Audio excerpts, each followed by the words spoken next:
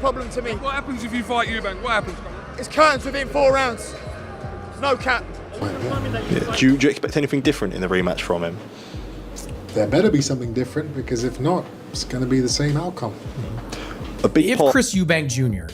can win this rematch against Conor Benn and go 2-0 against Benn on a big stage, making a pile of money, all of a sudden Chris Eubank Jr. is a pretty marketable guy. Like, he'd have 2 wins over Benn, a lot of pay-per-view buys, a lot of attention. He won't have a world title, but Chris Eubank, even though he's fighting Conor Benn at 160, he believes he's a natural 168-pounder. So Chris Eubank Jr. reacts to Conor Benn's "I can beat Eubank Jr." comment, and that little grin on his face says it all. He's not shaken, not even slightly. Eubank stays calm on the outside, but you can tell there's fire bubbling underneath. Benn's words sound bold and confident, but Eubank's eyes give a different message. I've heard this before, and every time I shut it down.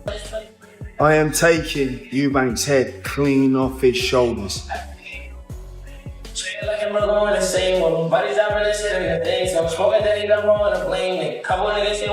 gonna be so brutal. It's gonna be so violent. But now the temperature rises. Eubank isn't holding back anymore. This is him at his most dangerous. No jokes, no gimmicks, just cold intent.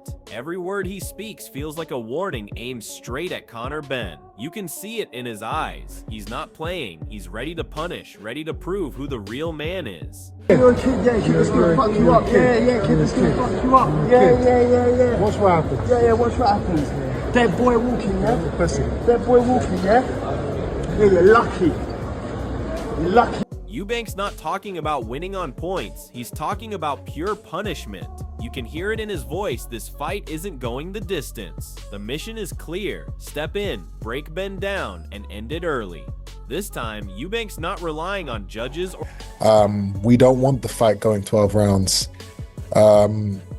So that means we have to, the best chance of that is to employ a different strategy, have different tactics, have a different mindset on what it is we need to do with Conor Benn in that ring.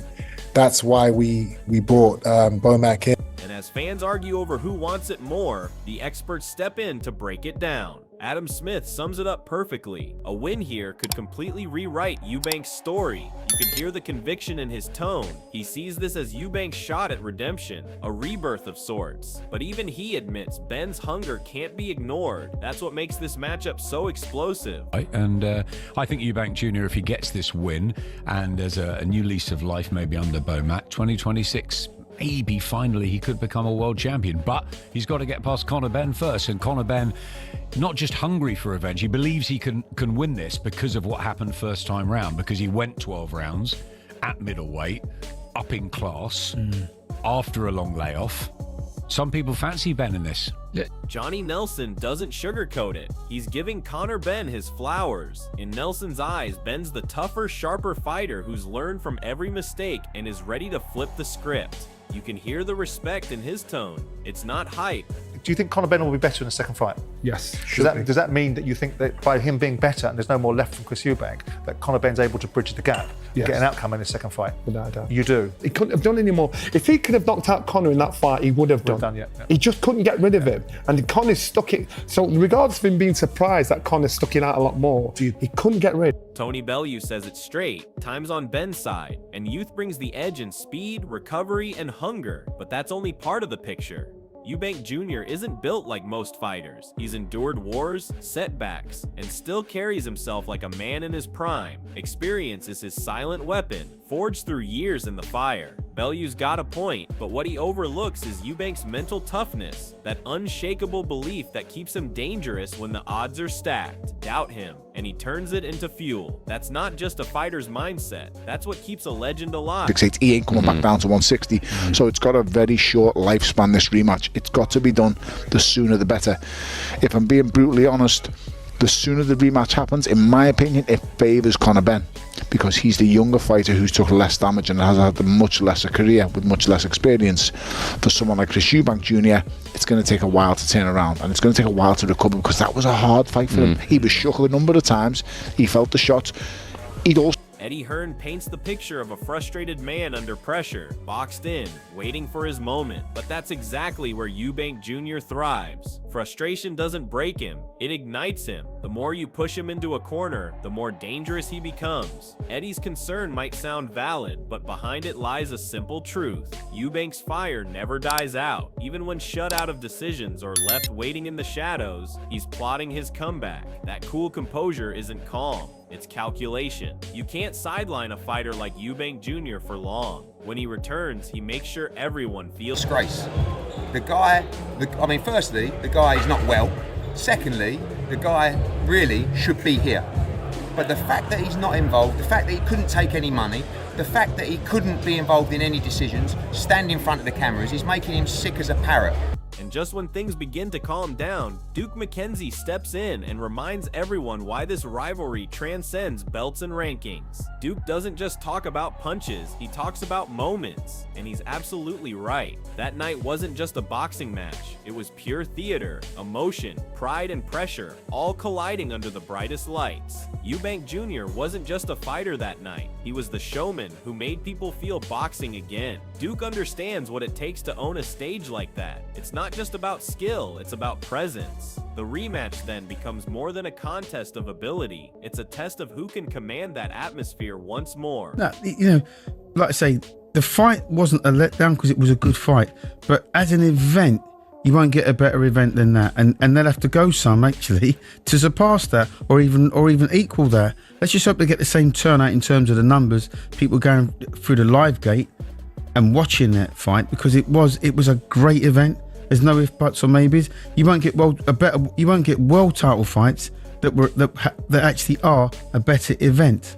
Conor Benn's emotions finally boil over. Frustration, anger, pride, all colliding in one raw outburst. You can feel how personal this has become for him. He's no longer talking tactics, he's talking from the heart, calling Eubank. Scared might sound bold, but deep down it says more about Benn than Eubank. It's the sound of a man still haunted by defeat, still replaying that night over and over. Meanwhile, Eubank stands composed, unbothered, unreadable. That calm is what gets under Benn's skin. He wants a reaction, but Eubank won't give it. Benn's fighting emotion, Eubank's fighting with experience. One shouting to prove a point, the others letting silence speak volumes. Every jab of trash talk, every flash of anger, it's all feeding Eubank's focus. Because when that rematch bell rings, words fade, only the truth remains. And the truth? Eubank's been here before, doubted, disrespected, but never broken. I wouldn't say there's been a lot of respect anyway. Personally, I don't like him. He thought I was going to be an easy touch, which is why he fought a welterweight. So is there much respect there? Not really, but ultimately, I'm ready to honour my side of the agreement, which was the 2-fight deal, and it's safe to say he's scared. He almost lost. Could have gone either way to a welt. Carl Froch breaks it down the way only a true fighter can, cutting through the noise and exposing the raw truth. This isn't just another bout, it's a personal war. Froch sees the weight both men carry, their names, their history, their pride. For Conor Benn, it's about redemption, rewriting that painful chapter and stepping out from under his father's shadow. For Chris Eubank Jr., it's legacy, proving his name stands not on inheritance, but on hard-earned respect.